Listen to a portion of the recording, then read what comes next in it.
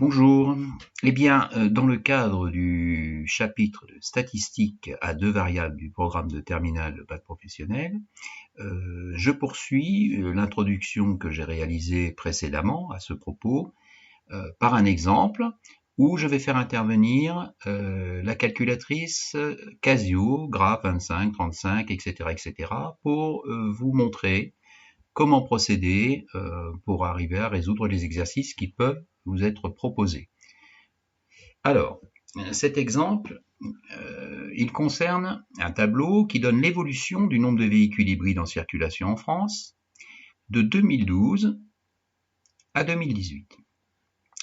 Donc ici, vous avez le rang de l'année, donc le rang 1 c'est l'année 2012, le rang 2 c'est l'année 2013 et ce jusqu'à l'année 2018. Et le nombre de véhicules hybrides en circulation qui vous est proposé.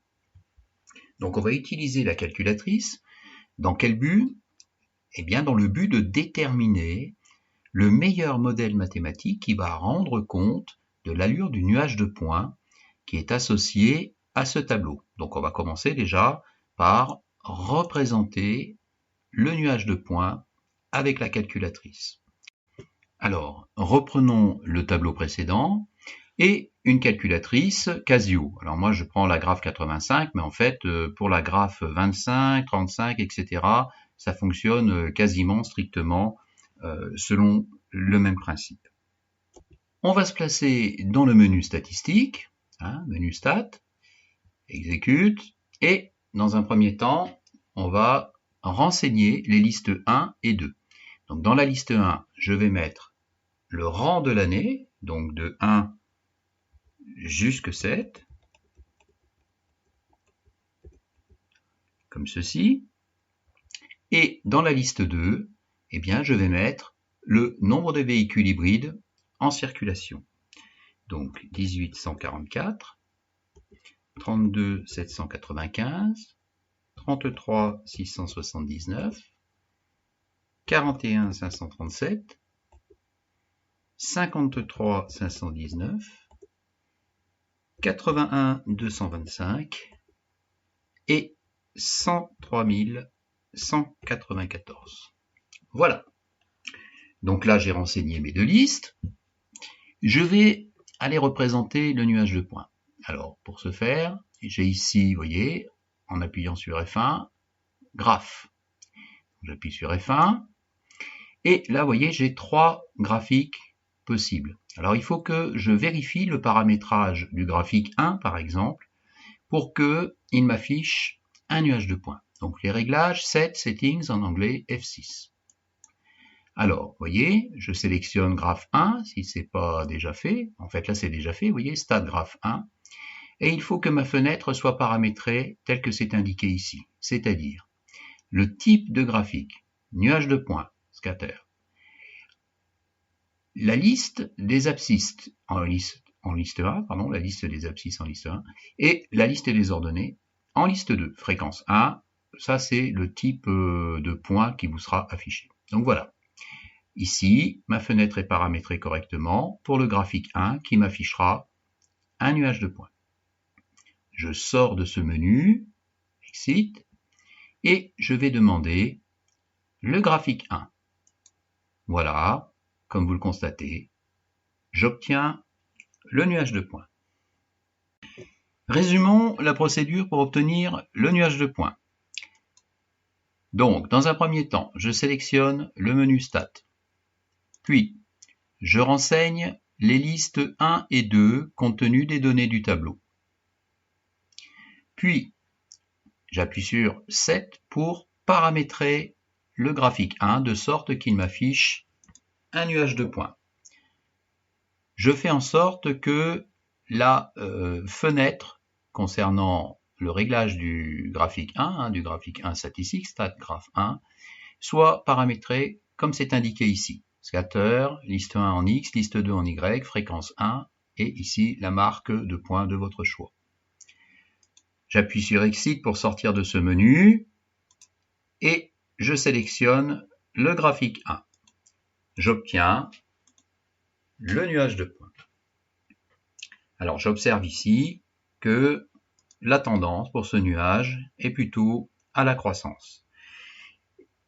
Je vais donc faire en sorte, par la suite, de déterminer différents types de modèles mathématiques qui peuvent correspondre à un ajustement pour ce nuage de points. On va commencer par réaliser ce que nous savons faire depuis l'an dernier, en théorie, c'est-à-dire un ajustement affine. On choisit donc une droite pour modéliser le nuage de points et rendre compte de la tendance observée.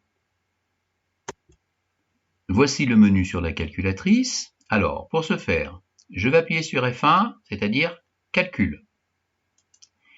Et là, j'ai différents types d'ajustements qui me sont proposés.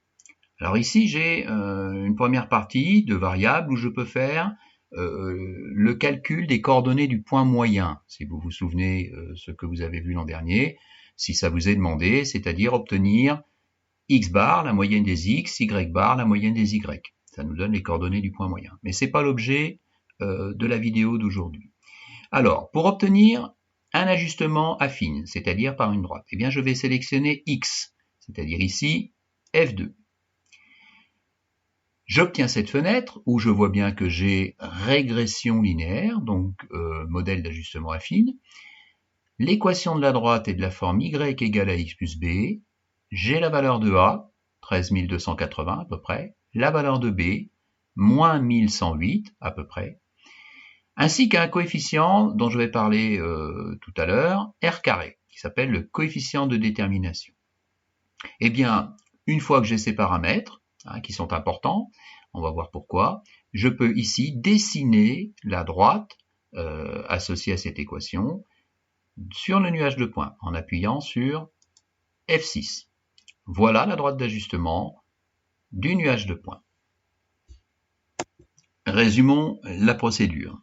Donc je me trouve dans cette situation, le nuage de points est affiché, je vais sélectionner Calque avec la touche F1 et je vais choisir comme modèle d'ajustement l'ajustement affine symbolisé par la lettre X. Donc je vais choisir une droite pour ajuster ce nuage. J'appuie donc sur F2 qui correspond à X et j'obtiens cette fenêtre où je trouve les coefficients A et B relatifs à l'équation de la droite de la forme y égale à x plus b. J'obtiens également quelque chose d'important dont je vais parler, le nombre r carré. Alors, si je veux dessiner cette droite sur le nuage de points, eh bien, je sélectionne Draw et j'obtiens la droite qui ajuste le nuage. Alors, vous voyez, c'est assez simple. Une petite remarque, comme je vous le disais. Le coefficient ici r carré que la calculatrice m'affiche, par le biais du nombre r, évidemment, elle prend le carré de ce nombre, eh bien ce coefficient r carré est important, c'est ce qu'on appelle le coefficient de détermination. Et en fait, plus ce nombre est proche de 1, et plus le modèle d'ajustement que vous avez choisi pour ajuster le nuage de points est mathématiquement pertinent. Ça veut dire que, effectivement, plus r carré est proche de 1, plus le modèle choisi, ici une droite, rend bien compte de l'évolution du nuage de points. Dans un troisième temps, grâce à la représentation graphique que je veux obtenir, eh bien, je peux extrapoler ou interpoler pour faire soit des prévisions, extrapoler externe au nuage, donc faire des prévisions, ou bien faire des estimations internes au nuage, donc interpoler. Alors, comment s'y prendre avec la calculatrice? Eh bien, je vais choisir ici GSOLVE, c'est-à-dire résolution graphique, donc Shift GSOLVE, comme ceci, et là je vais lui demander de me calculer Y pour une valeur X de mon choix. Donc je lui demande calcule-moi Y, ici j'appuie sur Entrée, et il me demande pour quelle valeur de X. Alors, par exemple, je vais lui demander de me calculer Y pour X égale 8. C'est-à-dire, je crois que je m'étais arrêté à X égale 7, eh bien je vais aller un tout petit peu plus loin pour faire une prévision pour l'année qui correspond au rang 8, c'est-à-dire 2019. Donc ici, voilà, je lui demande pour x égale 8 et j'appuie sur Entrée. Eh bien, il me dit, vous voyez, il me place le point sur la droite et il me dit que y sur la droite est égal à 105 134, quelque chose, peu importe. Donc ici, eh bien, j'ai l'estimation du nombre de véhicules hybrides en circulation en 2019 si le modèle que j'ai choisi, qui est le modèle d'ajustement affine, se poursuit, c'est-à-dire si la tendance que j'ai choisie se poursuit. Voilà. Alors, résumons la procédure. Voilà la situation dans laquelle je me situe. Je vais choisir Gsolve, Shift Gsolve sur ma calculatrice. Ça va me permettre ici d'obtenir cette fenêtre. Je vais donc sélectionner YCalc, c'est la touche F1. Donc, calcule-moi Y avec la touche F1. J'appuie sur Exe, de sorte qu'il me demande pour quelle valeur de x je veux calculer y. Donc je lui entre, par exemple, x égale 8, si je veux extrapoler un tout petit peu, là j'extrapole, puisque je vais être en dehors du nuage, et j'appuie sur Exe. Donc voilà ce que j'obtiens. J'ai ici l'estimation, enfin la valeur sur la droite, mais par rapport à mes statistiques, une estimation du nombre de véhicules en circulation en 2019, si le modèle choisi, que j'ai choisi, permet d'estimer, de faire des prévisions par rapport à mon nuage de points. Donc, je choisis une valeur de x, je vous l'ai dit, et j'obtiens la valeur d'y correspondante, environ 105 135 à peu près. Donc, je vais pouvoir noter que le nombre estimé de véhicules hybrides en circulation en 2019, selon évidemment le modèle d'ajustement que j'ai choisi, c'est-à-dire l'ajustement affine, eh bien d'environ 105 000, puisque là, il serait un peu ridicule de marquer 105 134, ce sont des statistiques, donc c'est une estimation, 105 100 si on veut. Voilà. Donc ici, j'ai réalisé ce qu'on appelle une extrapolation. Je vais chercher une valeur qui est à l'extérieur du nuage de points. Pour en terminer, voyons comment obtenir d'autres modèles d'ajustement du nuage. On va commencer par exemple par un ajustement parabolique. Donc par rapport à la situation que j'ai là, je vais appuyer sur Exit, donc je sors de ce menu et je vais représenter de nouveau le nuage de points. Donc le voilà. Je vais sélectionner Calcul et là, je vais sélectionner x carré. Donc ça correspond à un ajustement parabolique, c'est-à-dire la touche F4. Donc il va me donner par rapport à l'équation de la parabole ou du morceau de parabole, les coefficients a, b, c qui correspondent à l'équation y égale ax carré plus bx plus c. Et j'ai ici la valeur de r carré qui va me renseigner sur le fait que le modèle choisi reflète bien la tendance d'évolution du nuage, est un bon modèle mathématique ou ne l'est pas. Donc j'appuie sur F6 pour représenter la courbe sur le nuage de points, et voilà ce que j'obtiens. Donc voici la procédure. J'ai appuyé sur Exit et j'ai redemandé le graphique 1. Je me retrouve avec le nuage de points. J'appuie sur F1, calcul, et je choisis cette fois-ci le modèle d'ajustement parabolique symbolisé par x carré, donc la touche F4. J'obtiens les paramètres, les coefficients a, b, c de l'équation de la parabole de la forme y égale à x carré plus bx plus c, ainsi que le coefficient de détermination que j'ai là. Je demande la représentation graphique, le dessin, et j'obtiens le dessin du morceau de parabole qui ajuste le nuage. Donc ici, voilà le morceau de courbe associé au nuage pour un ajustement parabolique. Alors, une petite remarque, on peut remarquer ici que le coefficient de détermination r carré vaut 0,978, donc presque 0,98. Alors que tout à l'heure, pour l'ajustement affine, eh bien, il ne valait que 0,91. Eh bien, je peux en déduire que mathématiquement, le modèle d'ajustement parabolique est plus adapté que le modèle d'ajustement affine. Il est plus fidèle à l'évolution que suivent les points du nuage. puisqu'ici, le nombre r carré est beaucoup plus proche de 1, dans le cas de l'ajustement parabolique, que dans le cas de l'ajustement affine, c'est-à-dire par une droite. Donc le meilleur modèle mathématique, je le répète encore une fois, c'est celui pour lequel r carré est le plus proche de 1. Donc ici, pour le modèle d'ajustement parabolique. Alors, on a d'autres modèles, évidemment, d'ajustement possibles, c'est-à-dire d'autres courbes que l'on peut choisir qui correspondent à d'autres fonctions. Par exemple, je vais sortir avec la touche Exit ici, de nouveau, voilà, et je vais appuyer sur Graphe 1 pour obtenir de nouveau le nuage de points. J'appuie sur F1, calcul, et là je vais choisir par exemple un ajustement cubique, c'est-à-dire avec une fonction du troisième degré, x puissance 3. Donc touche F5. Alors évidemment, j'ai 4 coefficients a, b, c, d, hein, ax puissance 3 plus bx carré plus cx plus d. Hein, donc la famille des fonctions du troisième degré. J'ai également le coefficient de détermination r carré qui m'est affiché, et je vais dessiner la représentation graphique de la fonction cubique ou associée à l'ajustement que j'ai choisi. Donc vous voyez, il semble que cette courbe elle soit vraiment encore plus proche des points du nuage que les précédentes. Alors, je peux recommencer avec un autre type d'ajustement.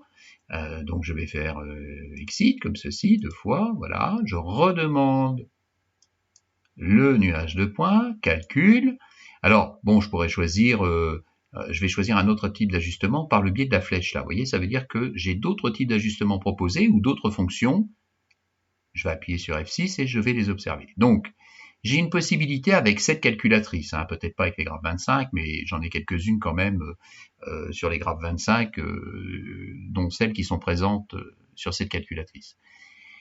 X puissance 4, logarithme, alors celle-là elle est importante, exponentielle, puissance, sinus, etc. Donc je vais choisir une fonction exponentielle. Donc c'est une fonction qu'on étudiera en cours d'année.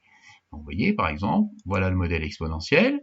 Donc la forme de l'équation de la courbe, c'est y égale a fois exponentielle bx. Bon, peu importe, hein. Moi ce qui m'intéresse c'est de voir ici le coefficient de détermination et l'allure de la courbe. Donc je vais appuyer sur F6 et voilà le morceau de courbe qui correspond à un ajustement exponentiel. Si donc je fais un petit résumé de la procédure, eh bien je pars du nuage de points, je choisis un ajustement en x puissance 3, hein, fonction cube, un ajustement cubique, et j'obtiens les coefficients ABCD de la fonction cube concernée. Surtout, j'obtiens le coefficient de détermination, presque 0,99. Je demande la représentation graphique et j'obtiens cette courbe. Donc, ce qui m'intéresse, hein, je vous le rappelle, c'est r carré, ainsi que l'allure de la courbe. Hein. Je vois qu'elle est très proche des points. Je peux choisir un ajustement de la même façon en repartant du nuage, un ajustement exponentielle. Alors n'oubliez pas d'appuyer sur la petite touche ici hein, pour avoir tous ces ajustements possibles ici, hein, toutes ces fonctions, ou au moins un certain nombre sur la graphe 25. Donc ajustement exponentiel, eh bien je regarde la fenêtre qui s'affiche hein, en appuyant sur exponentielle, là, sur la touche F3, j'obtiens r carré égale 0,96 et les paramètres de la fonction exponentielle et de l'équation de la courbe associée. A fois exponentielle bx. Je demande la représentation graphique et j'obtiens cette courbe. Alors vous voyez, dans le cas présent, ce que je dois savoir, c'est que le modèle d'ajustement cubique qui me donne un coefficient de détermination de 0,986 est plus judicieux, plus pertinent mathématiquement, c'est-à-dire que la courbe est plus proche des points ici, hein, rend mieux compte de l'allure du nuage, que dans le cas du modèle de l'ajustement exponentiel, même s'ils sont assez proches hein, quand même. Hein. Ici, j'ai r carré qui vaut 0,96, 962. Je vous rappelle que pour l'ajustement affine, c'était 0,90. Donc ces deux modèles sont plus pertinents mathématiquement. Alors comme je vous l'ai montré, la calculatrice permet de choisir d'autres modèles d'ajustement. Alors une petite remarque, le choix du meilleur modèle d'ajustement, hein, mathématiquement parlant, c'est-à-dire prendre un modèle où R carré est le plus proche de 1, eh bien il est judicieux pour des extrapolations à court terme, c'est-à-dire des prévisions à court terme par rapport à votre nuage de points. Ou alors des interpolations, c'est-à-dire des estimations à l'intérieur du nuage. Mais ça n'est pas forcément le cas pour des extrapolations à moyen terme. Donc il faut faire attention. C'est pour ça qu'en général, on se limite à du court terme. On ne va pas trop loin pour ce qui est des prévisions.